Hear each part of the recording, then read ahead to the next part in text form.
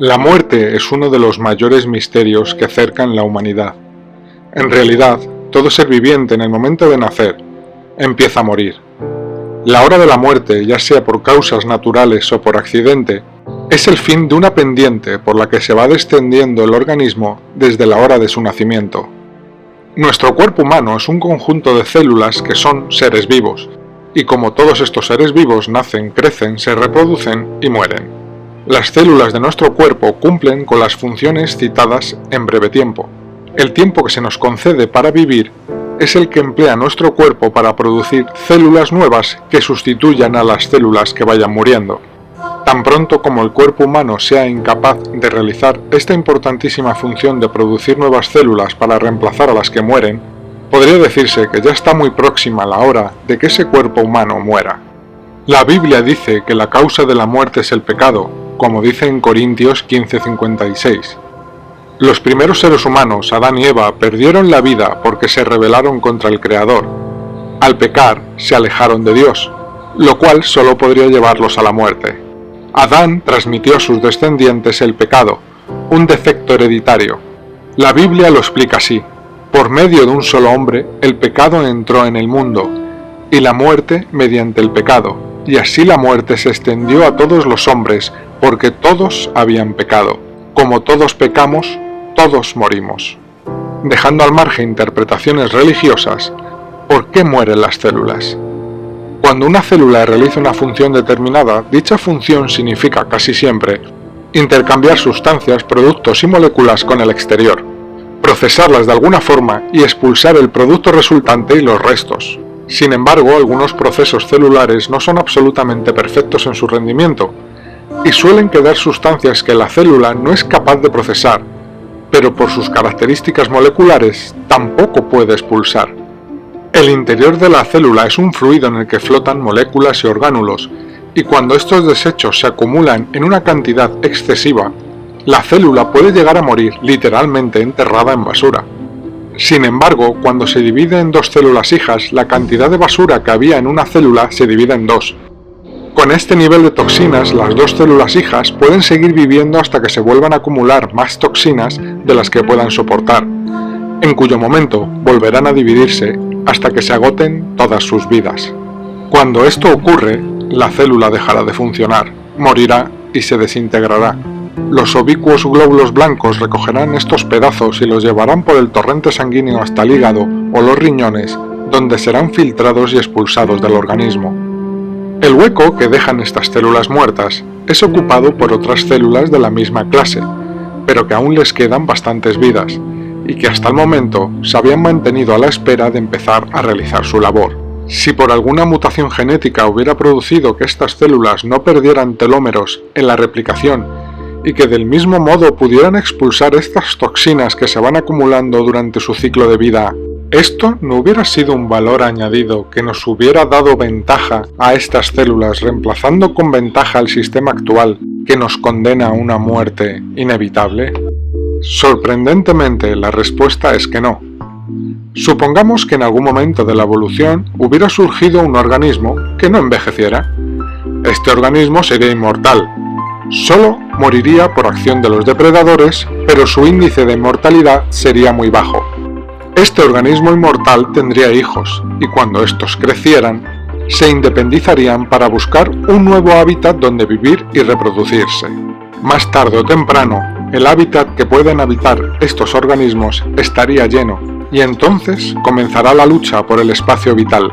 La lucha en este caso será desigual, pues si un organismo más joven se tiene que enfrentar a otro más viejo que tenga la misma fuerza pero con más experiencia, quien sin duda vencerá será el de más edad.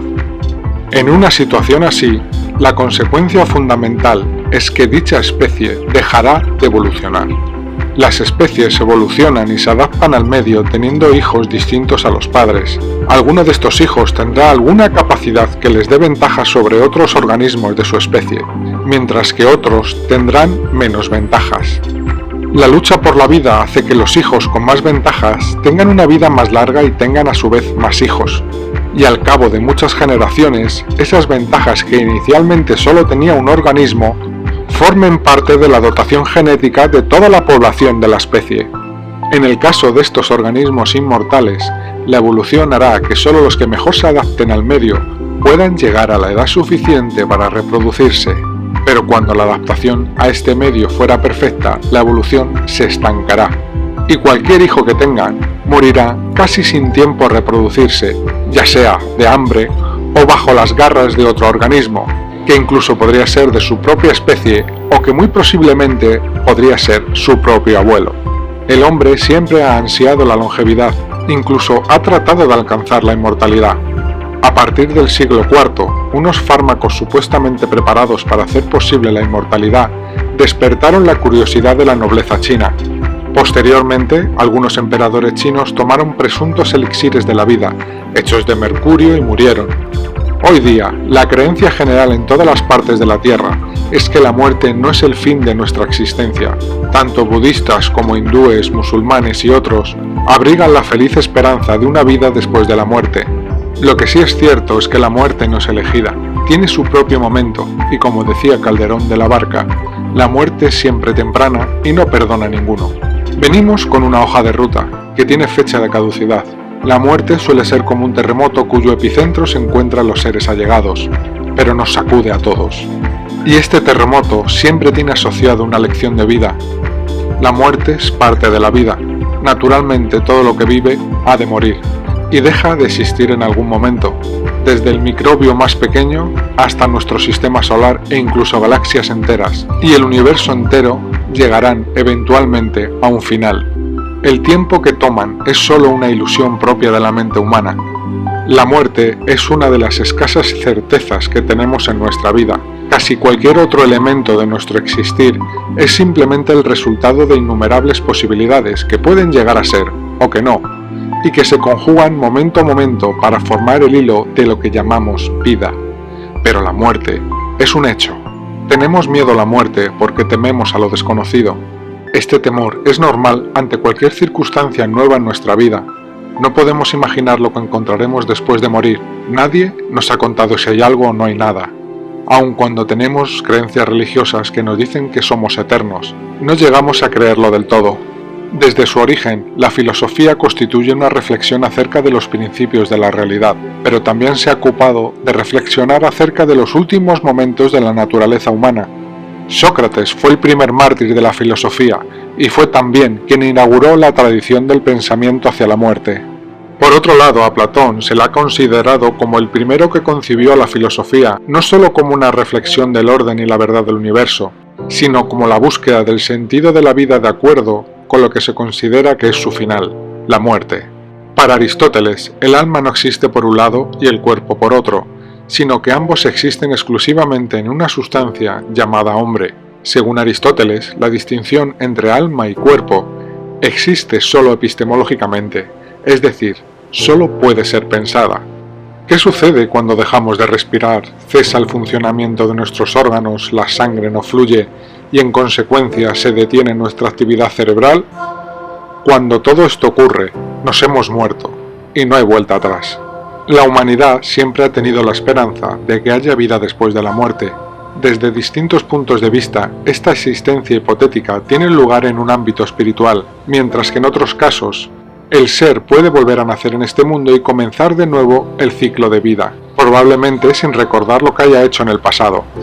Todas las civilizaciones, desde tiempos prehistóricos, han dejado rastros de creencias de una existencia después de la muerte, cada uno con su propia percepción de la inmortalidad, del espíritu, de la retribución de las almas y del sentido de la vida. Así, la creencia en la supervivencia del alma, tanto como el respeto por el difunto, están en el origen de múltiples ritos funerarios. Existen nuevas y diversas hipótesis sobre la muerte, como el biocentrismo. Esta teoría considera que la muerte es solo un producto de la consciencia, una ilusión. Esta teoría implica que no es el universo el que forma la vida, sino lo contrario, que la vida genera lo que consideramos la realidad. Es nuestra conciencia la que da forma a lo que consideramos que es el mundo, entre ellas la misma muerte, y también el espacio y el tiempo. También encontramos la teoría de la reducción objetiva orquestada. Esta teoría parte también de la física cuántica para considerar que la consciencia no es más que una información cuántica programada de forma biológica en microtúbulos dentro de las neuronas. Tras el deceso o la muerte, dicha información únicamente vuelve al universo. Esta teoría también se ha usado para intentar explicar las visiones de algunas personas que han sufrido EPM, experiencias cercanas a la muerte. Por otro lado tenemos la ecuación de Yuri Berlan. Yuri Berlan es un estudiante ruso que ha creado una ecuación matemática en la que, partiendo de la consideración de la vida como información y estando vinculada con el tiempo, ofrece como resultado una constante. Esto podría indicar, según dicho estudiante, que matemáticamente es posible considerar la vida como algo constante y que por tanto no tiene final, si bien se trata de una hipótesis que aún no ha sido publicada. Por último, tenemos la hipótesis contraria a la existencia de vida tras la muerte. Una gran mayoría de la comunidad científica considera que la muerte es el final, no existiendo pruebas de la existencia de nada más allá de ella. El sustrato neuroanatómico que permite la consciencia es el cerebro, lo que implica que tras el cese de su actividad, ésta también deja de funcionar. Esta teoría propone que las experiencias cercanas a la muerte y las sensaciones que manifiestan quienes sufren son normales y esperables como consecuencia de las alteraciones biológicas producidas al momento de morir. Alteraciones en el temporal provocan efectos muy semejantes a las citadas. La visión de luz en el túnel se asociaría al estrechamiento de la consciencia y a la dilatación pupilar propia de una persona en los últimos momentos, y la captación de detalles puede deberse a la persistencia durante unos segundos del funcionamiento cerebral mientras el organismo deja de funcionar. Si el vídeo les gustó, no duden en compartirlo y suscribirse al canal. Nos vemos en el próximo videoprograma. Mucha luz y mucha suerte.